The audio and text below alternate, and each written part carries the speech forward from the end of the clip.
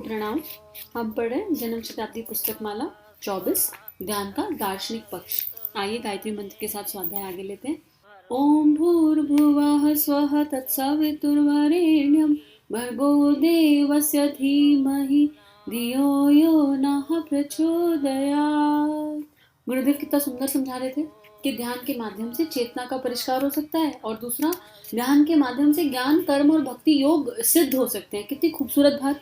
फिर प्रकाश के ध्यान की बात गुरुदेव ने करी, सविता के प्रकाश की, उगते हुए सूर्य के प्रकाश की और उसके तीनों शरीरों पे, नाभि चक्र पर, हृदय चक्र पर और आज्ञा चक्र पर, 3 शरीरों के 3 पॉइंट हैं, इन पर विजुलाइज कीजिए, नस नाड़ी में विजुलाइज कीजिए। तो जब हम नाभि चक्र पर करेंगे तो गुरुदेव ने कर्मयोग बताया कि कर्मयोग सिद्ध हो जाएगा क्योंकि स्थूल शरीर वहां जुड़ा हुआ है और उसका कारण समझाया। आगे गुरुदेव बता रहे हैं दूसरा वाला प्रकाश का ध्यान करने के लिए जो मैंने बताया था और कहा था कि आप अपने मस्तिष्क में प्रकाश का ध्यान कीजिए। आपके मस्तिष्क में, मन में जब प्रकाश आए तो आपको ज्ञान योग मिल जाएगा। कर्म योग शरीर से, ज्ञान योग मस्तिष्क से सिद्ध हो जाएगा। आपके मस्तिष्क के भीतर जो भी विचार आए, निषेधात्मक नहीं विधेयात्मक आए, पॉजिटिव थिंकिंग। अगर हम जिस चीज का हम चिंतन करते हैं हम उसके जैसे बन जाते हैं। जो 7 लोग आपके चित्त पर, हमारे चित्त पर सबसे ज्यादा होंगे ना, हम उनके जैसे बन जाएंगे। इसलिए कहा गया है कि क्षण क्षण, मन, पल पल अपने इष्ट का चिंतन करते रहो, इष्ट की कही गई बातों का चिंतन करते रहो, जो उन्होंने सिखाया समझाया है उसका चिंतन करते रहो। ऐसा नहीं है कि विकार होंगे नहीं या दिखेंगे नहीं, सब कुछ दिखेगा। लेकिन अगर मैंने देख लिया कि मेरे अंदर एक XYZ विकार है तो मुझे विकार पर चिंतन नहीं करना। अच्छा ठीक है, गुरु कृपा, विकार पता चल गया, अब अगला स्टेप, इससे बाहर निकलने का रास्ता क्या है।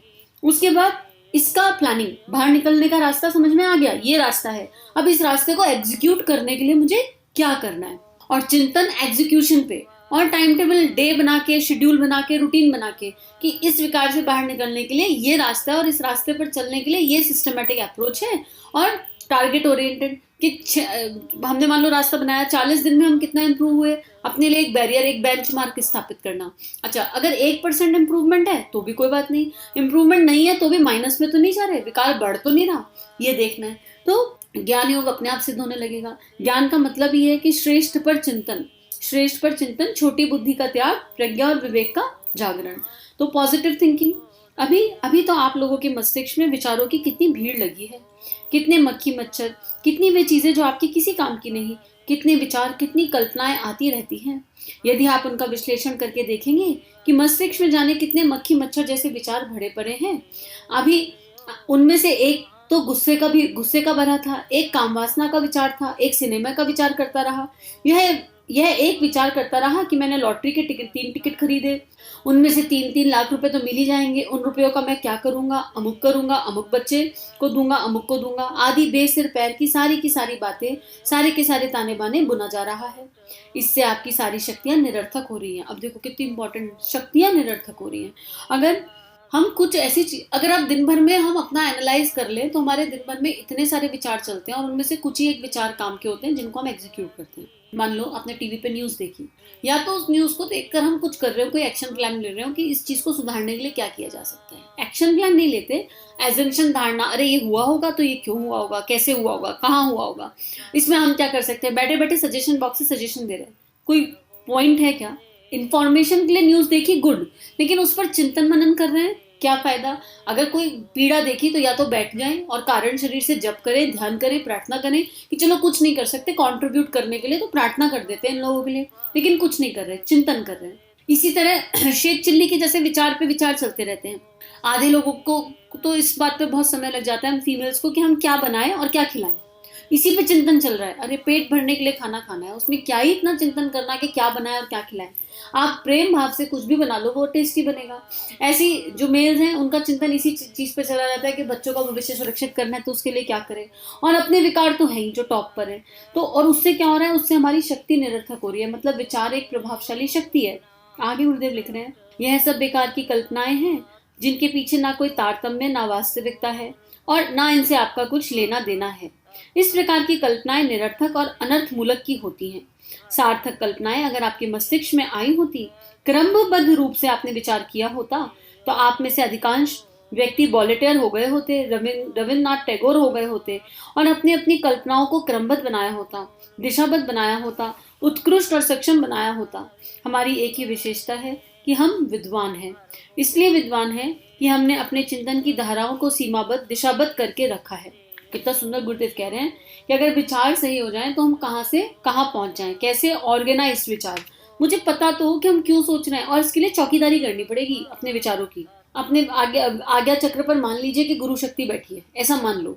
कोई भी विचार पूछ के अंदर जाने ना पाए। कोई विचार आया तो उसे छिटक दो, तुरंत छिटक दो। अरे आप क्यों आए हैं, और विचार को छिटकने के लिए उससे बड़ा विचार आगे खड़ा कर दो। कभी विचार एक शक्ति है ना, खत्म नहीं हो सकती। ऊर्जा है तो ट्रांसफॉर्म की जा सकती है, लेकिन क्षय नहीं हो सकती।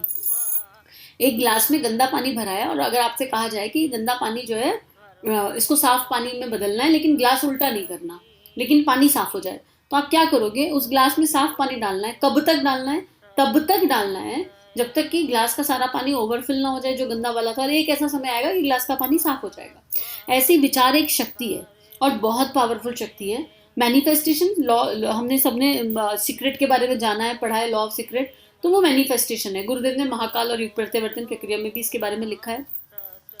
तो यहाँ इस शक्ति का सदुपयोग गुरुदेव करने के लिए कह रहे हैं कि पॉजिटिव पॉजिटिव पॉजिटिव, अच्छा अच्छा अच्छा, प्रेम, करुणा, संवेदना पूर्ण भाव विचार अंदर डालते रहो, डालते रहो, डालते रहो।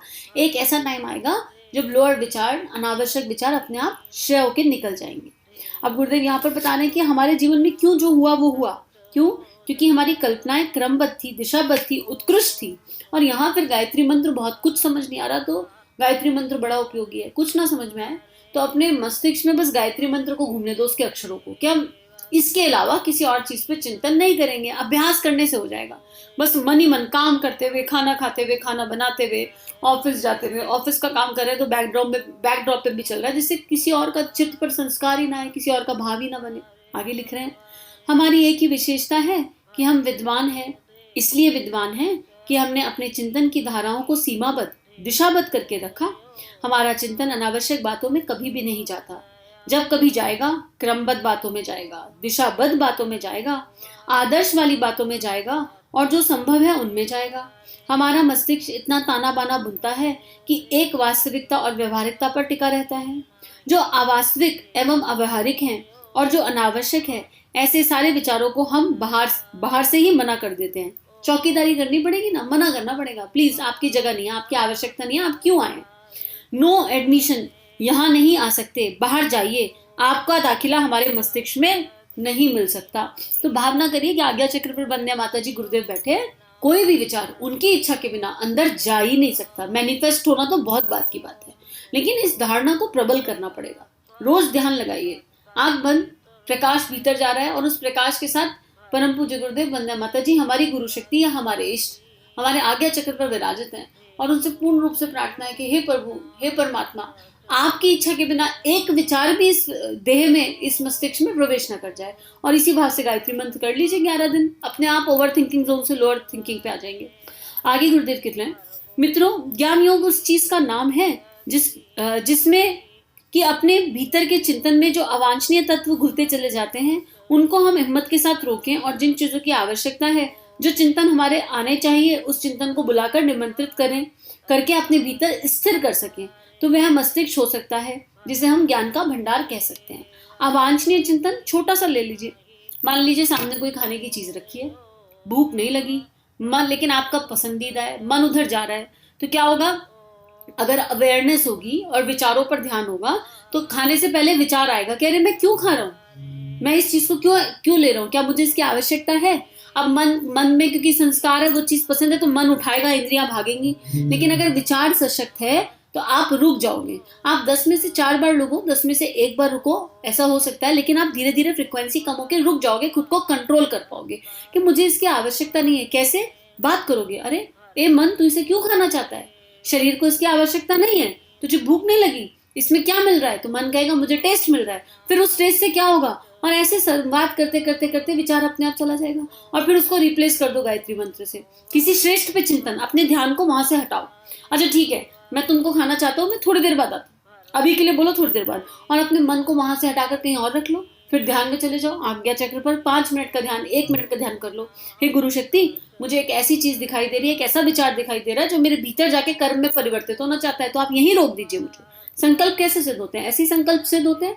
तो यही बात गुरुदेव यहाँ बताने की कोशिश कर रहे हैं कि हमारा मस्तिष्क जो है ज्ञान का अनंत भंडार है, और अगर हमारे विचारों की दिशा पैनी हो जाए, ठीक हो जाए, तो आधी से ज्यादा समस्याएं, समाज की समस्याएं समाप्त हो जाए सारी।